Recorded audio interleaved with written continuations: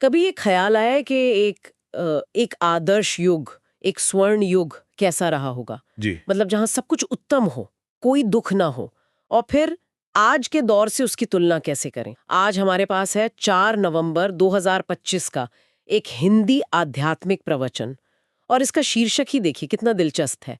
मीठे बच्चे, अभी तुम सत्य बाप द्वारा सत देवता बन रहे हो, इसलिए सतयुग में सत्संग करने की जरूरत नहीं। तो इरादा यही है कि इस स्रोत के विचारों की गहराई में उतरें जरा।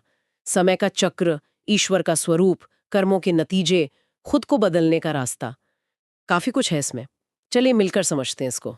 शुरू में ही एक सुप्रीम सत्ता की बात आती है। सुप्रीम बाप, सुप्रीम टीचर, सुप्रीम सतगुरु।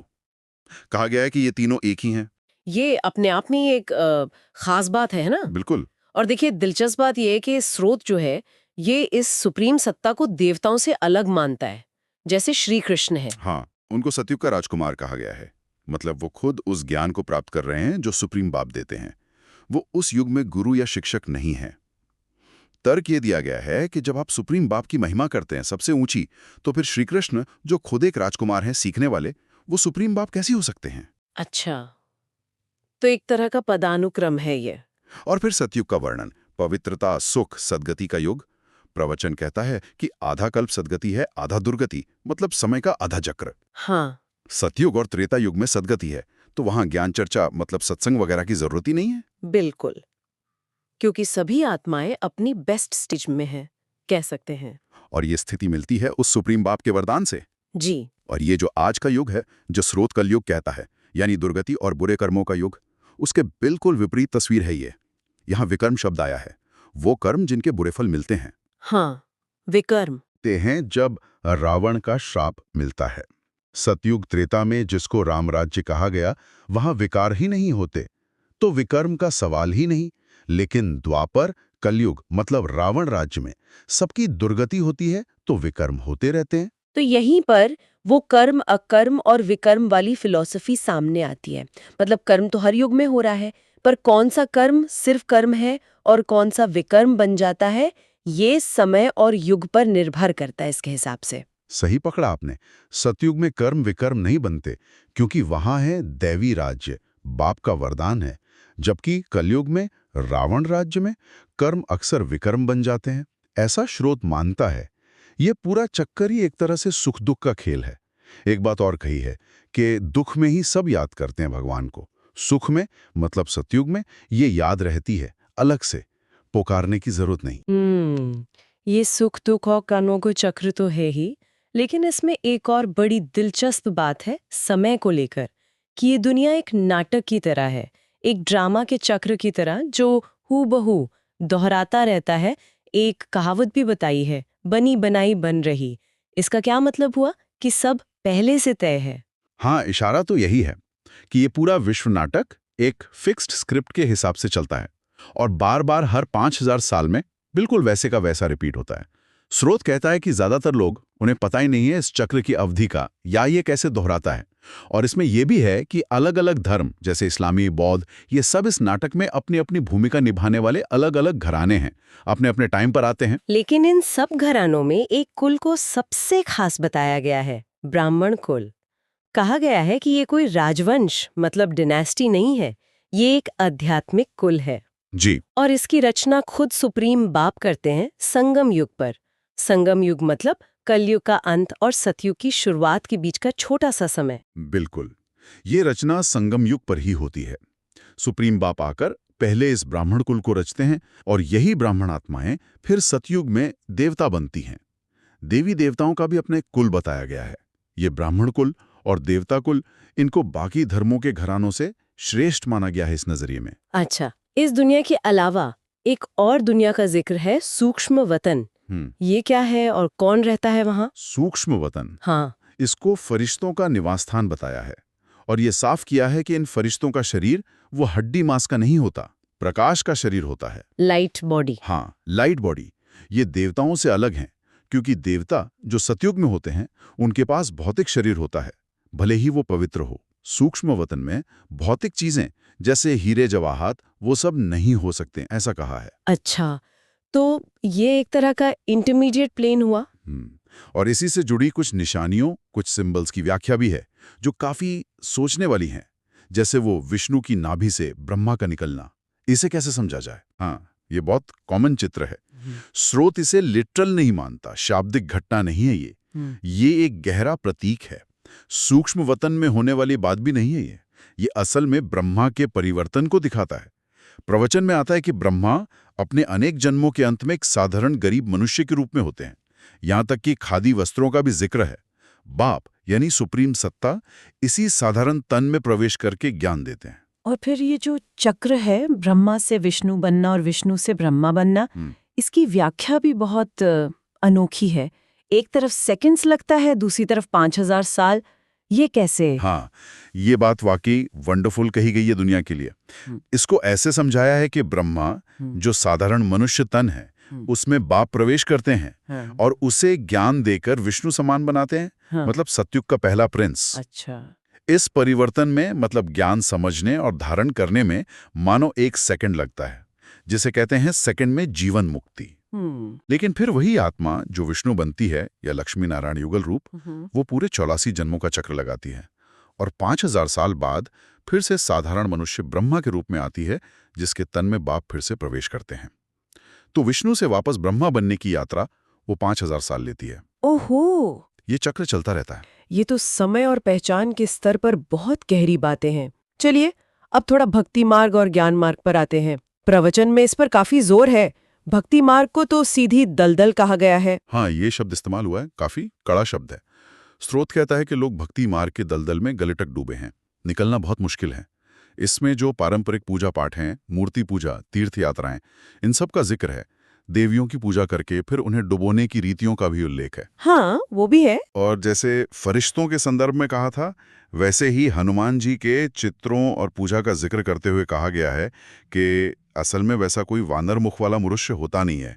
ये सब भक्ति मार्ग के चित्र हैं जिन पर लोगों का इतना विश्वास बैठ गया है कि अगर कुछ और समझाओ तो शायद वो नाराज हो जाएं। तो इस दलदल के सामने ज्ञान मार्ग को रखा गया है, जो सीधे सत्य बाप से मिल रहा है। इसका मकसद क्या बताया गया है? इसका सीधा मकसद है मनुष्यों को वापस उनकी जो ओरिजिनल दैवी स्थिति है उसमें लाना, सतयुग के लायक देवता बनाना। प्रवचन में देवता धर्म की सैंपलिंग मतलब पौधा लगाने की बात है। सैपलिंग लगाना। हाँ, ये कहा गया है कि ये सैंपलिंग लगाने की रस्म भी अभी संगम युग में ही पड़ी है। मतलब ये काम अभी चल रहा है और ये जरूरी इसलिए माना गया है क्योंकि स्रोत के अनुसार जो मूल देवी देवता धर्म था वो लगभग खत्म हो गया है। लोग धर्म और कर्म दोनों से भ्रष्ट हो गए हैं, अपने आप को भूल गए हैं। और ये ज्ञान फिर किसे अपनी तरफ खींचेगा? क्या कोई भी अपना सकता है? प्रवचन कहता है कि जो आत्माएं मूल रूप से इसी देवी देवता धर्म की थीं, अच्छा। चाहे वो इस जन्म में किसी भी धर्म या परंपरा में हो, वो इस ज्ञान और योग की तरफ नेचुरली खिंचेंगी। उन्हें ये बातें अपनी सी लगेंगी। लॉजिक ये है कि हर आत्मा को आखिर में अपने मूल धर्म या कुल में वापस जाना ही होता है। अगर कोई मूल देवी देवता धर्म की आत्मा मान लो किसी और धर्म में चली भी गई हो, तो भी वो इस ज्ञान को सुनकर वापस अपने घर लौटेगी। इसे समझने और अपनाने के लिए क्या चाहिए? सिर्फ सुन लेना काफी है? नहीं, बिल्कुल नहीं। स्रोत विशाल बुद्धि होने पर जोर देता है। मतलब एक खुली और गहरी समझ चाहिए, सिर्फ किताबी ज्ञान या श्लोक रटना नहीं। जैसे गीता पाठ का उदाहरण दिया कि लोग सुनते हैं, रट लेते हैं, पर अर्थ अपना अपना निकालते हैं। सही बात है। यहाँ ज्ञान को जीवन में धारणा करने पर बल है। मतलब उसे अपनाना, उस अनुसार चलना। और शायद सबसे जरूरी बात, इस ज्ञान को समझने की चाबी क्या है? वो अलिफ और बे का जिक्र आया था। हाँ, ये बहुत महत्वपूर्ण बिंदु है। अलिफ अरबी फारसी का पहला अक्षर है, बे दूसरा। जी। यहां इसका सिंबॉलिक मतलब है।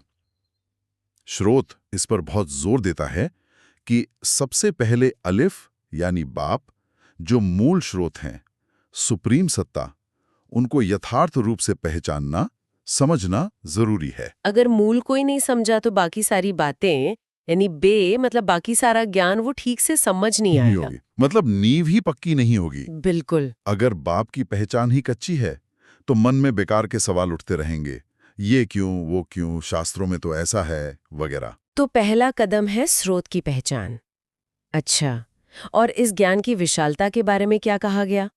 क्या ये शास्त्रों जैसा ही है? नहीं, इसे शास्त्रों से कहीं कहीं ज्यादा बड़ा, असीम बताया गया है। गीता का उदाहरण दिया कि उसमें तो 18 अध्याय हैं। ये ज्ञान तो सागर जैसा है। एक उपमा दी है कि अगर सारे सागर शाही बन जाएं, सारे जंगल कलम, तो भी इस ज्ञान का अंत नहीं लिख सकते, बाप रे। क्योंकि ये स्वयं सुप्रीम स्रोत से मिल रहा है, इसलिए असीम है। और एक दावा जो शायद सबसे चौंकाने वाला है कि बाप का बच्चा बनना यानी विश्व का मालिक बनना, ये सेकंड की बात है। ये कैसे हो सकता है? विश्व का मालिक बनने का क्या मतलब है यहाँ? हाँ, ये बात सुनने में एकदम हैरान कर सकती है। विश्व का मालिक बनने का अर्थ यहाँ सतयुग के संदर्भ में है। स्रोत के अनुसार सतयुग में सिर्फ भारत खंड ही होता है। बाकी महाद्वीप या तो पानी के नीचे होते हैं या होते ही नहीं। अच्छा, सिर्फ भारत। जी, इसलिए जो आत्माएं सतयुग में आती हैं, वो ऑटोमेटिकली पूरी दुनिया की मालिक बन जाती हैं, क्योंकि और कोई दुनिया है ही नहीं। वहां किसी और खंड की हिस्ट्री ज्योग्राफी का ज्ञान भी नहीं होता। इसीलिए कहा जाता है कि बाप को पहचान कर, उनके बच्चे बनकर आप एक सेकंड में विश्व के मालिक बनने का अधिकार पा लेते हैं, भविष्य के लिए। भविष्य के सतयुग के लिए। अच्छा, इसमें प्रजापिता ब्रह्मा की भूमिका भी बहुत अहम है, जिनके तन में बाप आते हैं। हाँ, प्रजापिता ब्रह्मा को इस रचना का माध्यम बताया गया है। बाप, जो निराकार परमात्मा है, वो बहुत जन्मों के अंत वाले जन्म में ब्रह्मा के साधारण तन में प्रवेश करते हैं और उन्हीं के मुख से ज्ञान देकर ब्राह्मण कुल रचते हैं, मतलब आत्माओं को स्पिरिचुअली अडॉप्ट करते हैं। इसीलिए संगम युग भर ही ब्रह्मा कुमार और ब्रह्मा कुमारियां अस्तित्व में आते हैं, जो फिर देवता बनते हैं। और एक पात्र है शंकर जी। उनकी भूमिका को अक्सर विनाश से जोड़ा जाता है। यहाँ उसे कैसे देखा गया है? यहाँ शंकर जी की भूमिका पर एक थोड़ा अलग नजरिया है। स्रोत ये साफ करता है कि विनाश का काम शंकर खुद नहीं करते। विनाश तो विज्ञान के साधनों से होता है, एटॉमिक बॉम्ब वगैरह, जो मनुष्य खुद बनाते हैं। हाँ, ये तो है। बाप, जो प्रेम के सागर हैं, वो बैठकर बच्चों का विनाश कैसे करा सकते हैं? वो तो पाप हो जाएगा। बाप का काम तो है सभी आत्माओं को वापस शांतिधाम ले जाना, आत्माओं का जो मूल घर है। ये कयामत या परिवर्तन का समय है, जब सबका हिसाब किताब चुकता होता है और आत्माएं घर लौटती हैं। तो बाप का काम ले जाना है, विनाश करना नहीं। जी, बाप तो सेवा करने आते हैं, सबको ज्ञान और योग सिखाकर सद्गति का रास्ता दिखाते हैं। शंकर का कार्य विनाश से ज्यादा परिवर्तन और शुद्धिकरण से जोड़ा गया है, लेकिन वो भी परमात्मा के डायरेक्शन में। तो अगर हम इस पूरी चर्चा को समेटें, तो मुख्य बातें क्या निकल कर आ रही हैं? देखिए, सबसे पहले तो वो सुप्रीम सत्ता की अवधारणा, जो निराकार हैं, ज्ञान, सुख, शांति के सागर, और जिन्हें बाप, टीचर, सद्गुरु तीनों रूपों में याद किया जाता है। हाँ, और ये सत्ता देवताओं जैसे श्री कृष्ण उनसे भी ऊपर और अलग है। बिल्कुल। दूसरा पॉइंट है समय का चक्र। सतयुग, सद्गति, सुख, राम राज्य, जहां कर्म विकर्म नहीं बनते। और कलयुग, दुर्गति, दुख, रावण राज्य, जहां कर्म विकर्म बन जाते हैं। और ये पूरा ड्रामा हर 5000 साल में हूबहू रिपीट होता है। तीसरा, भक्ति मार्ग और ज्ञान मार्ग के बीच का वो तीखा अंतर। भक्ति को दलदल कहा गया, जिससे निकलना मुश्किल है, जबकि ज्ञान मार्ग को सत्य बाप द्वारा दिया गया एकमात्र रास्ता बताया है, जिससे मनुष्य वापस अपनी ओरिजिनल देवी स्थिति पा सकता है। और शायद सबसे बुनियादी संदेश, मूल स्रोत यानी बाप को पहचानना, अलिफ को समझना, उसके बिना बाकी सब ज्ञान यानी बे को समझना और जीवन में उतारना मुश्किल है, बल्कि असंभव बताया गया है। बाप का परिचय ही सबसे जरूरी है। इस सारी बातचीत के बाद एक विचार शायद और सोचने लायक है, जिसका इशारा स्रोत के आखिर में मिलता है। वो है अशरीरी या विदेही स्थिति का अभ्यास। इसका क्या मतलब हो सकता है? अशरीरी, विदेही मतलब शरीर में रहते हुए भी? हाँ, शरीर में रहते हुए, अपने सारे काम करते हुए भी खुद को इस शरीर से अलग समझना। एक साक्षी आत्मा, जैसे वो कठपुतली का खेल नहीं होता, चलाने वाला डोरियों से नचाता है, वैसे ही आत्मा इस शरीर रूपी मशीन को चला रही है, ऐसा भाव रखना। इस भागदौड़ भरी जिंदगी में, जहां हम अक्सर खुद को बस ये शरीर या अपनी भूमिकाएं ही समझ लेते हैं, इस विदेही अवस्था का अभ्यास करने की कोशिश करना, इसका क्या मतलब हो सकता है हमारे लिए?